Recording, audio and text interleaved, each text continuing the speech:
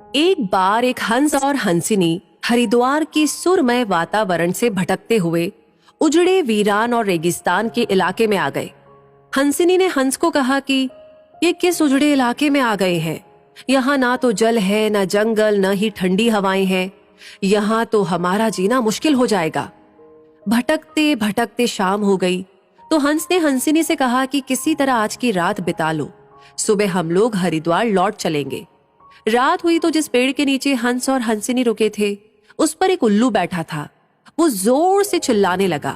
हंसिनी ने हंस से कहा, अरे यहाँ तो रात में भी सो नहीं सकते, ये उल्लू चिल्ला रहा है। हंस ने फिर हंसिनी को समझाया कि किसी तरह रात काट लो, मुझे अब समझ में आ गया है कि ये इलाका वीरान क्यों है। ऐसे उल्लू जिस इलाके में रहेंगे वो तो वीरान और उजड़ा ही रहेगा। पेड़ पर बैठा उल्लू दोनों की बातें सुन रहा था। सुबह हुई, उल्लू नीचे आया और उसने कहा कि हंस भाई, मेरी वजह से आपको रात में तकलीफ हुई, मुझे माफ कर दो। हंस ने कहा, कोई बात नहीं भैया, आपका धन्यवाद। ये कहकर जैसे ही हंस अपनी हंसिनी को लेकर के आगे बढ़ा, पीछे से उल्लू चिल्लाया, अरे हंस, मेरी पत्नी को लेकर कहाँ जा रहे हो? हंस चौंका। उसने कहा, आपकी पत्नी? अरे भाई, ये हंसिनी है, मेरी पत्नी है, मेरे साथ आई थी, मेरे साथ जा रही है।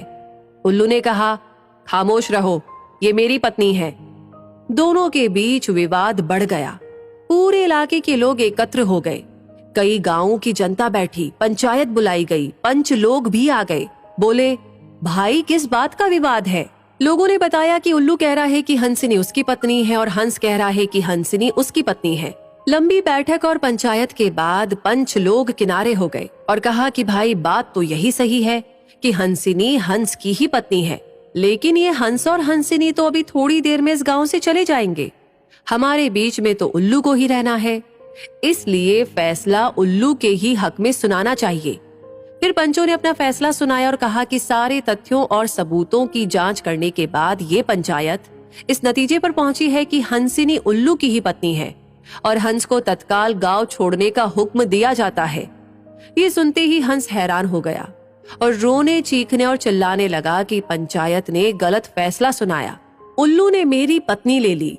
रोते चीखते जब वो आगे बढ़ने लगा तो उल्लू ने आवाज लगाई, ए मित्र हंस, जरा रुको।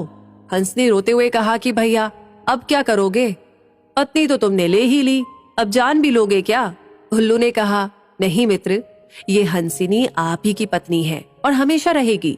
लेकिन कल रात जब मैं चिल्ला रहा था तो आपने अपनी पत्नी से कहा था कि ये इलाका उजड़ा और वीरान इसलिए है क्योंकि यहाँ उल्लू रहता है। मित्र, ये इलाका उजड़ा और वीरान इसलिए नहीं है कि यहाँ उल्लू रहता है। ये इलाका उजड़ा और वीरान इसलिए है क्योंकि यहाँ पर ऐसे पंच रहते हैं जो उल्लुओं के हक में फैसला सुनाते हैं। शायद 65 साल की आजादी के बाद में भी हमारे देश की इस बुरी दशा का मूल कारण यही है कि हमने उम्मीदवार की योग्यता न देखते हुए हमेशा ये हमारी जाति का है, ये हमारी पार्टी का है, इसके आधार पर अपना फैसला उल्लुओं के ही पक्ष में सुनाया है। देश की बदहाली और बुरी हालत